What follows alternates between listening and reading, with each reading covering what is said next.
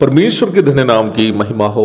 प्रभात मनन के सत्र 1261 में आप सभी का बहुत ही विनम्रता के साथ स्वागत करता हूं। आइए आज का मनन के लिए एक और बार हम पढ़ते हैं पहला तीमुथियुस अध्याय 1 पद 15। ये बात सच और हर प्रकार से मानने के योग्य है कि मसीह यीशु पापियों का उद्धार करने के लिए जगत में आया, जिनमें सबसे बड़ा मैं हूं। पिछले दिनों में हम सुसमाचार के ऐतिहासिक, वैज्ञानिक तथा आध्यात्मिक सत्यता पर चर्चा कर रहे थे। लेखक पौलुस इस सच्चाई को निम्न पद में जैसे एक अधिवक्ता अदालत में प्रमाणित करता है, वैसे ही प्रमाणित कर रहा है। तीमुथियुस को भेजी गई दोनों पत्री और तीतुस को भेजी गई पत्री, इन तीनों अपने शिष्यों को सेवकाई का नेतृत्व सौंपने की मानसिकता से या नेतृत्व में आने के लिए उन शिष्यों को सुसज्जित करने की मानसिकता से पौलुस लिखने वाली पत्रियां है। इसलिए ही इन तीनों पत्रियां कलीसिया की अगुवाई करने वालों को और अगुवाई की सेवा करने की इच्छा रखने वालों को, दोनों को अत्यधिक महत्वपूर्ण तीन पत्रियां है। मेरी आशा है कि आप इस बात को अवश्य जानते होंगे कि तीमुथियुस को भेजी गई दूसरी पत्री पौलुस के द्वारा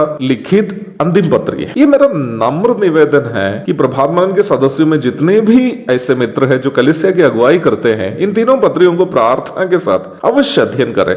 मैं आपको ये यकीन दिलाना चाहता हूं कि इन तीनों पत्रियों का अध्ययन सेवकाई के बारे में आपकी नजरिया बदल देगी। 15वीं पद में तो समाचार की सत्यता को प्रमाणित करने के साथ साथ पौलुस ये भी कहता है कि उन पापियों में सबसे बड़ा वो स्वयं है जिनके लिए प्रभु यीशु इस संसार में आया। यद्यपि अक्सर हम इस पद को पहला तीमुथियुस 1:15 को सुसमाचार प्रचार के लिए इस्तेमाल करता हो। इस पद का निचोड़, सारांश वास्तव में भिन्न है। इस पद में वास्तव में पौलुस अपना शिष्य तीमुथियुस को यह समझा रहा है कि आत्मिक नेतृत्व या कलीसिया का नेतृत्व करने वालों की क्या मानसिकता होनी चाहिए। What should be the mentality of those who lead the churches. इस बात में कोई तर्क नहीं है कि कलीसिया के नेतृत्व करने वालों को कलीसिया के सामने एक आदर्श जीवन बिताना ही है, पहला तीमुथियुस 4:12। और एक आदर्श जीवन बिताने के दरमियान भी नेतृत्व करने वालों की मानसिकता ये होनी चाहिए कि उन पापियों में जिसके लिए यीशु मसीह संसार में आया,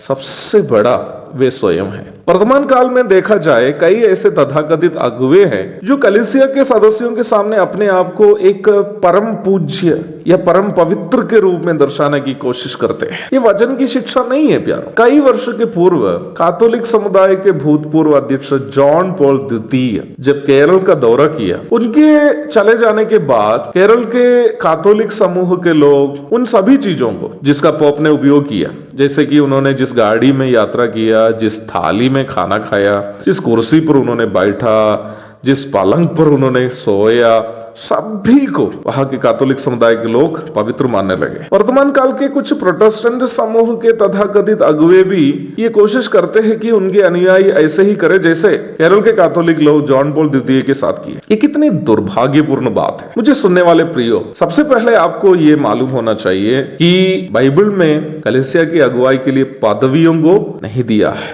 केवल सेवकाइयों को दिया है। No positions, only ministries.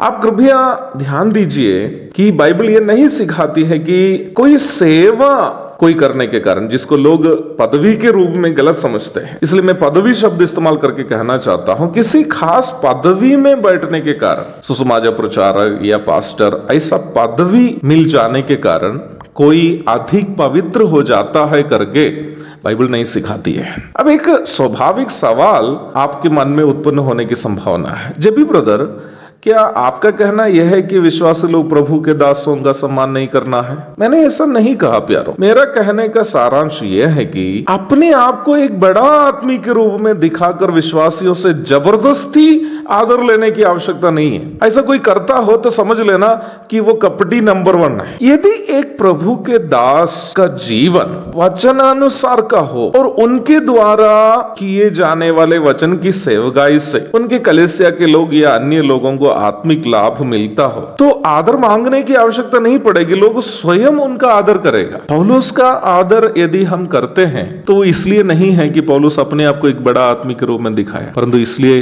कि उन्होंने अपने जीवन के द्वारा और उनकी सेवकाई के द्वारा हमें दिखाया कि वो प्रभु की सेवा में विश्वास योग्य थे, इसलिए हम उनका आदर करते हैं। मेरे प्यारो, प्रारंभ में पढ़ी गई पद में पौलुस ये समझा रहा है, कलीसिया की अगुवाई करने वालों की क्या मानसिकता होनी चाहिए। ऐसी ही एक मानसिकता हमें भी होने के लिए हम प्रभु से प्रार्थना करेंगे। प्रभु के धन्य नाम की महिमा हो। आमीन।